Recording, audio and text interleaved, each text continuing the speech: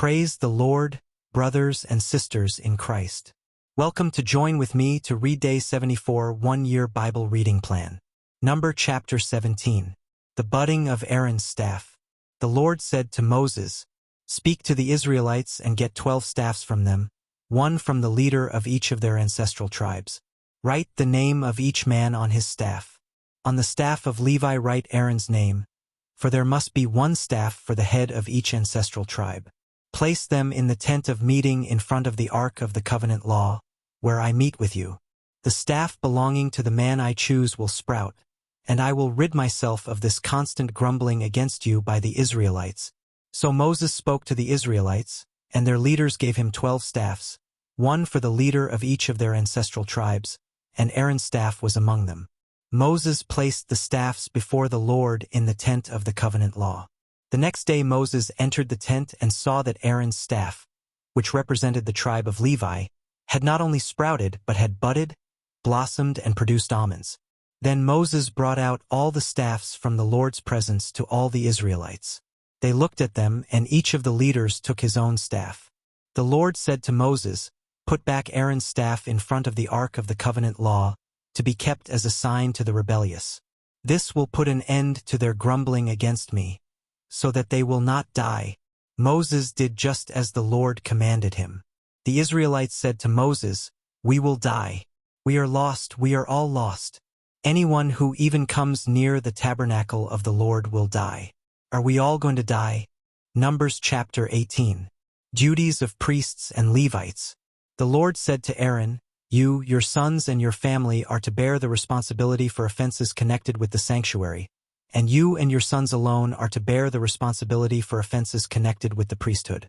Bring your fellow Levites from your ancestral tribe to join you and assist you when you and your sons minister before the tent of the covenant law.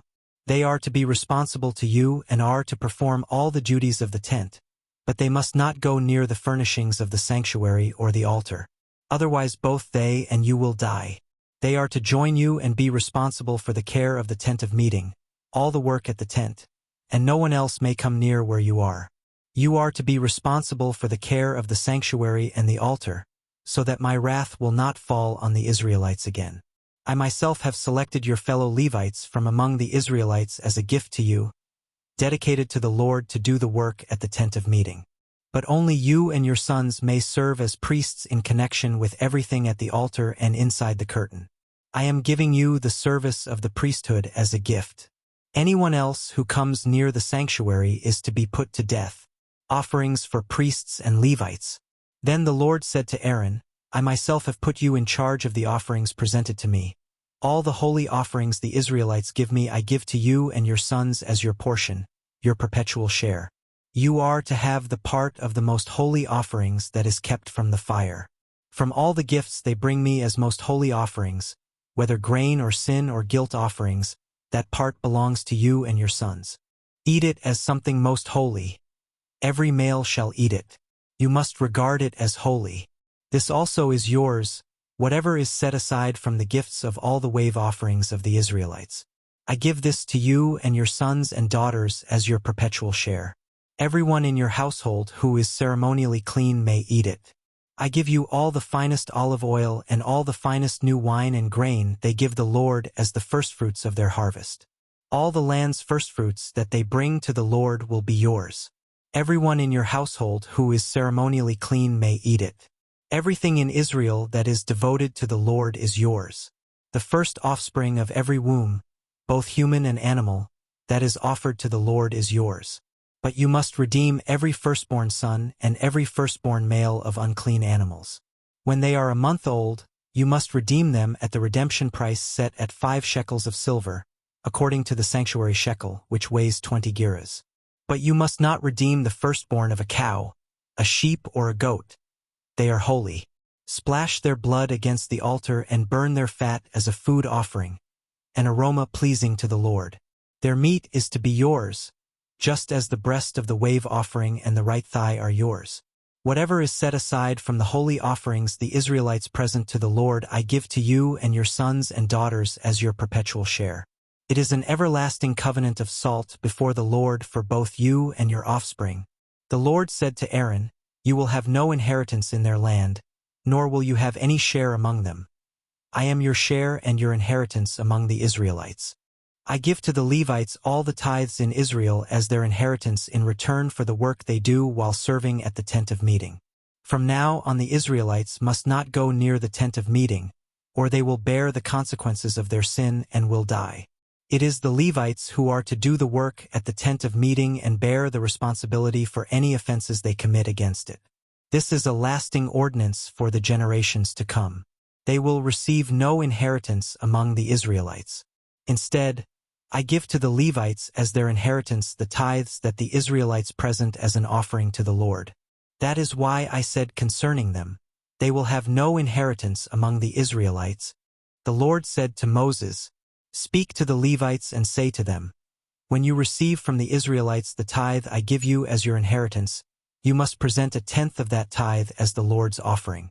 Your offering will be reckoned to you as grain from the threshing floor or juice from the winepress. In this way you also will present an offering to the Lord from all the tithes you receive from the Israelites.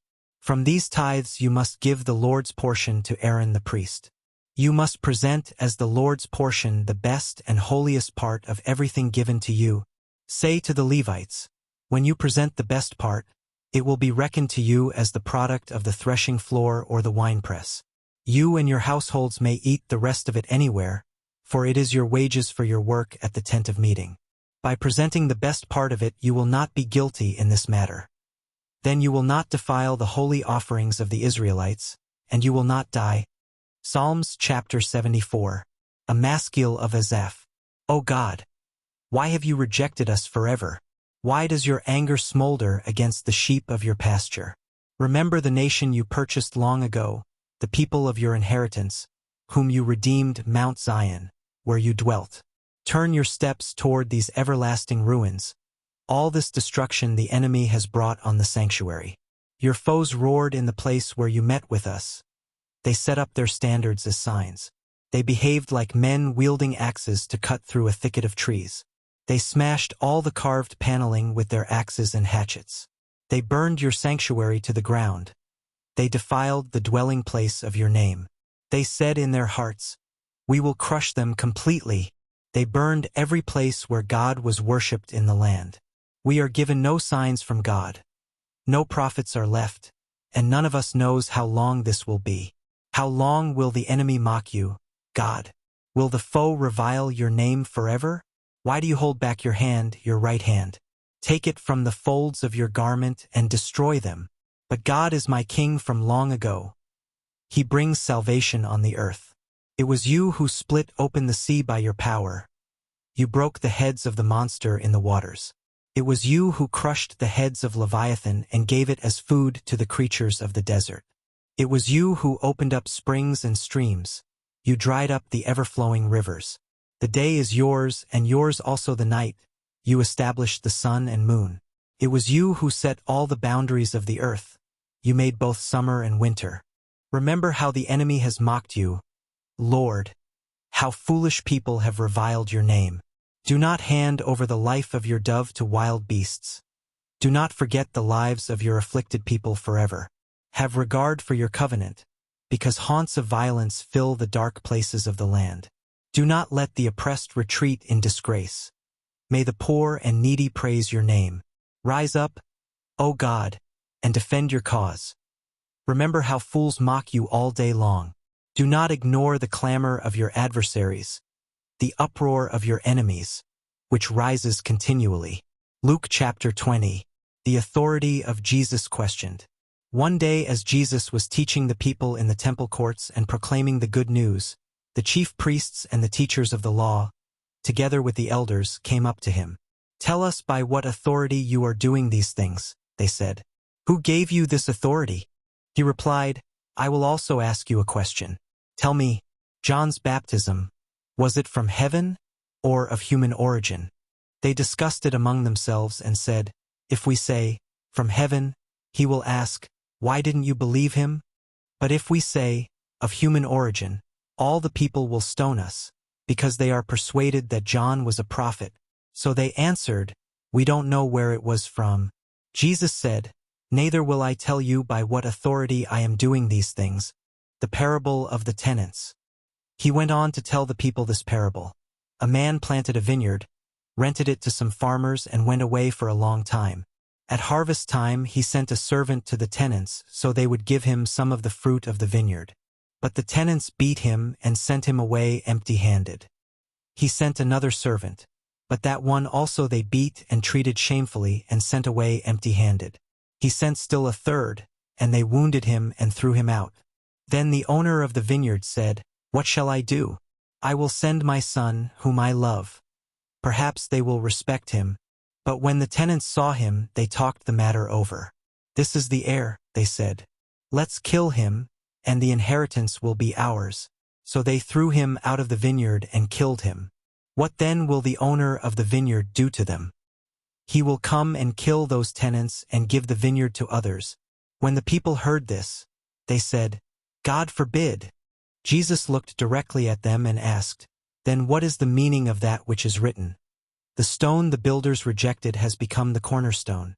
Everyone who falls on that stone will be broken to pieces. Anyone on whom it falls will be crushed." The teachers of the law and the chief priests looked for a way to arrest him immediately, because they knew he had spoken this parable against them. But they were afraid of the people. Paying taxes to Caesar, keeping a close watch on him, they sent spies who pretended to be sincere. They hoped to catch Jesus in something he said, so that they might hand him over to the power and authority of the governor. So the spies questioned him, "Teacher, we know that you speak and teach what is right, and that you do not show partiality but teach the way of God in accordance with the truth. Is it right for us to pay taxes to Caesar or not?" He saw through their duplicity and said to them, "Show me a denarius, whose image and inscription are on it." "Caesar's," they replied. He said to them, "Then give back to Caesar what is Caesar's, and to God what is God's." They were unable to trap him in what he had said there in public. And astonished by his answer, they became silent. The resurrection and marriage. Some of the Sadducees, who say there is no resurrection, came to Jesus with a question. "Teacher," they said, "Moses wrote for us that if a man's brother dies and leaves a wife but no children, the man must marry the widow and raise up offspring for his brother.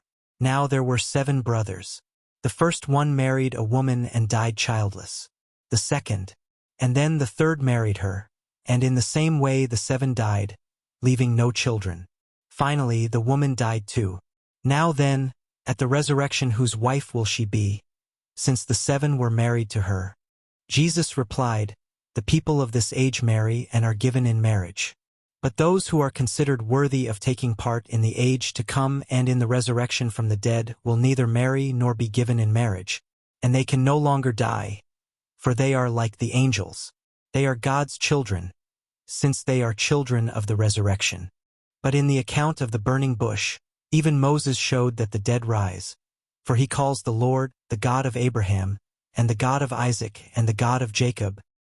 He is not the God of the dead, but of the living, for to him all are alive." Some of the teachers of the law responded, "Well said, Teacher," and no one dared to ask him any more questions. "Whose son is the Messiah?" Then Jesus said to them, "Why is it said that the Messiah is the son of David? David himself declares in the book of Psalms, 'The Lord said to my Lord, sit at my right hand, until I make your enemies a footstool for your feet.' David calls him Lord. How then can he be his son?" Warning against the teachers of the law. While all the people were listening, Jesus said to his disciples, "Beware of the teachers of the law. They like to walk around in flowing robes and love to be greeted with respect in the marketplaces and have the most important seats in the synagogues and the places of honor at banquets. They devour widows' houses and for a show make lengthy prayers. These men will be punished most severely. Thanks for joining with me on day 74. May God be with you, guide you and bless you abundantly.